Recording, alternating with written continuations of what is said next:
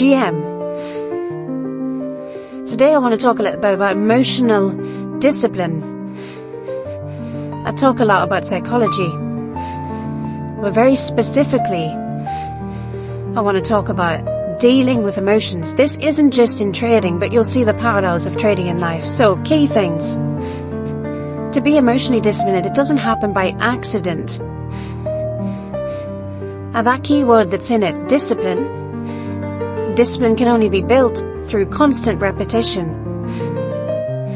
You have to write things down and then say you're going to do them and then do them. That's the first step to building discipline in any area.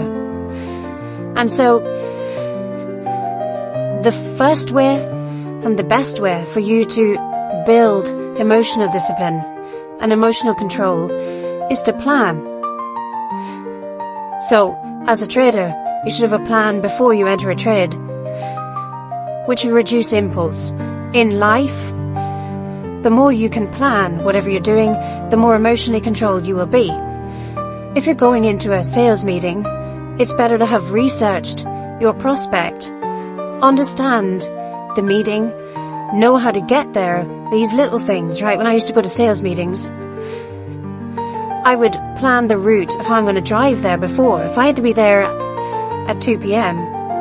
and Google Maps told me it was a 40-minute drive, I would leave 90 minutes before to make sure there was no way I could be late to my meeting. Because if you turn up late and you're rushing into your meeting, it puts you on the back foot right away. So if you don't have your trades planned, if you haven't analysed the market and set up your plans and done your levels and done that groundwork, then when the market starts moving, a bit of volatility comes in, and you see a big spike or a big dump, and you're not prepared, you're not planned, you're more likely to make a bad decision. So plan ahead. And planning starts from assuming you're wrong, not right. This famous quote by Paul Tudor Jones, one of the greatest traders ever. Every day I assume every position I have is wrong. One of the greatest traders ever. Every day I assume every position I have is wrong. So you start off with a plan. You don't plan for what goes right, you plan for what can go wrong. You plan for the worst case scenario. Prepare for the worst, but hope for the best. It's okay to hope for the best. Would you prepare for the worst? Which leads to the second part of emotional control. Risk management.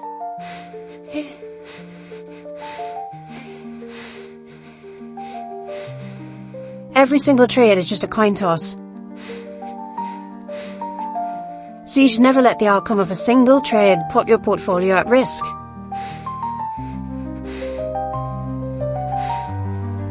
And by using a small amount of your portfolio, you can remain emotionally detached. There's no point. It literally doesn't matter. It doesn't matter how cool under pressure you are. It doesn't matter if you have nerves of steel and ice flowing through your veins. If you put 40% of your portfolio on one trade, you are going to have emotional impulses, responses, and you're not going to be able to control it. It's just simply far too much risk. So when you see these traders trading 10 grand a trade, 100 grand a trade, $1 million a trade, it's always a percentage of the portfolio. That guy trading 100k per trade has 10 mil, has 5 mil.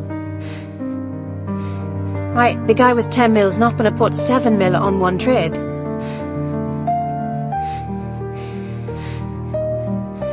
Another great quote I heard was, if you personalize losses, you can't trade. If you personalize losses, you can't trade. Your losses will become personal when they are impactful, when they have too much meaning. And yes, your loss can have too much meaning if you put too much money on. If you only have 5 grand and you lose 3 grand on a trade, that's going to be a personal loss for you. You will never be able to be a trader if your losses are personal. It's business. But the problem is you have 5 grand and you wasted 3 of it on one trade. That's 2 months rent. Right, that's fixing your car. That's a new fucking laptop and screen. That's a whole new trading setup. That's far too much money. If that's your size portfolio, it's too much to be risking. So don't personalize your losses. That goes again, inside and outside of trading. Another way of keeping that emotional control is to understand that it's not about whether you're right or whether you're wrong, but it's about the outcome, how much you get in each of those scenarios. So in terms of trading, it's about how much do you make when you win and how much do you lose when you lose. So when you're right, you make money, cool. But when you're wrong, how much are you losing? I talked about this stat the other day, where millions of retail traders' trades were analysed, and it was discovered that they had a 60% win rate. Retail traders, 60% win rate, and they still lost money, because on average they lost 2 or 3 times as much than they won. So for every loser, it was 2 or 3 times bigger than their winners, which is the complete backwards, is completely backwards. That all comes from ego, that comes from a desire to be right, rather than a desire to make money. Losses are part of the game. It's the only game in the world. It's the only profession in the world where you can be wrong so much and still have a job. Surgeon can't afford to be right 50% of the time. He'd be in prison. We can't afford to be 50% right. But we have to manage those losses.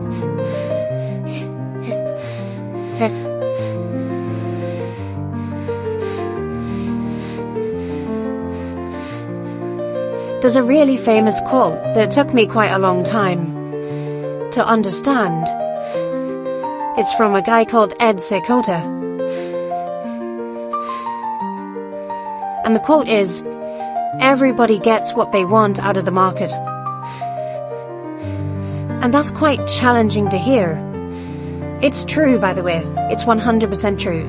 Everybody gets what they want out of the market. Now you might hear this like I did whenever I first started, and you might hear this and think, that's not true. I want to win money, but I'm not winning money. Right, so whenever you start out and you're losing, you hear a quote like that, you're like, what a load of bullshit.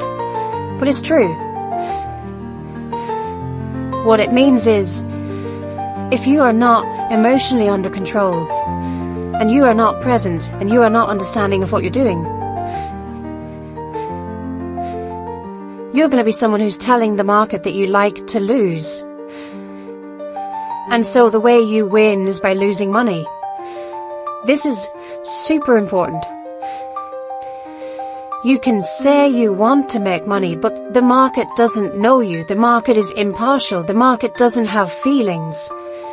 The market only knows, here comes John, and John is doing this, and therefore John loses.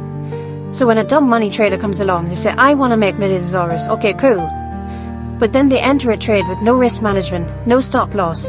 They don't properly test a system. They don't follow a process. They risk too much. They enter at the wrong time. They hold it longer than they should. They double down on losses. They take profits too early. They do all the things a loser does. And then they wonder, why doesn't the market give me what I want? Because you are telling the market you want to lose. If you want to be a winner, you have to act like a winner.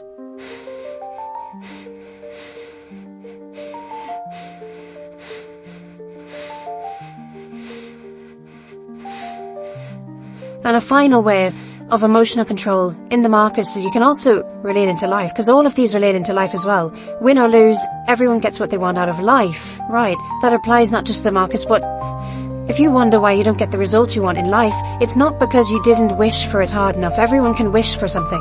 It's because you literally were doing the things that would bring failure. Take it to a point. Think of the greatest success you've ever had. The highest moment of your life, the most successful you've ever been, whatever it was, whatever achievement it was. And then break that down and say, how did you get it? It's because for whatever that game or system or process or job promotion or whatever that was, you did the right things. You followed the right process. Last thing, Take a break. If you're always in a trade, it's hard to ever think rationally and impartially about the market. As soon as you're in a trade, you want the market to go in one direction or the other. That's just human nature. You're in a long, you want it to go up. Every now and then, there's no defined time frame for this, but you'll know when you feel it. And if you don't know, start to be more aware of your thoughts. You should be conscious of this. You have to be introspective to a certain degree. And take breaks. That can be a complete break from trading.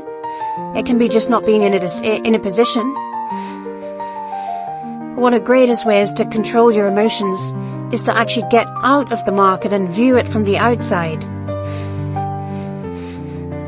Especially if you find yourself in a period where your emotions are getting the better of you. And again, this is just like life.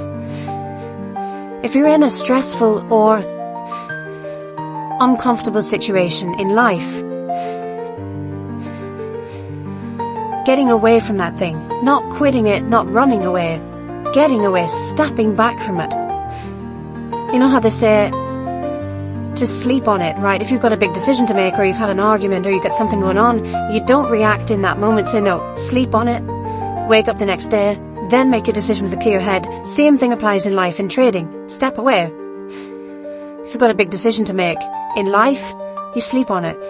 If you've got a problem in trading where you can't decide, maybe you're one signal saying long, one signal saying short, you've had a bad week of trading, step away, take a day off, take 2 days off, take a week off if you need to. All of these things are the things that the 90% don't do, and just by doing them, you put yourself in a better position to win. The 90% don't take breaks. The 90% don't stay disciplined. The 90% don't focus on being process-driven instead of outcome-driven. The 90% don't manage the risk, and the 90% don't plan. You need to plan. You need to manage risk. You need to continually learn. Be disciplined. Be mindful. And take breaks.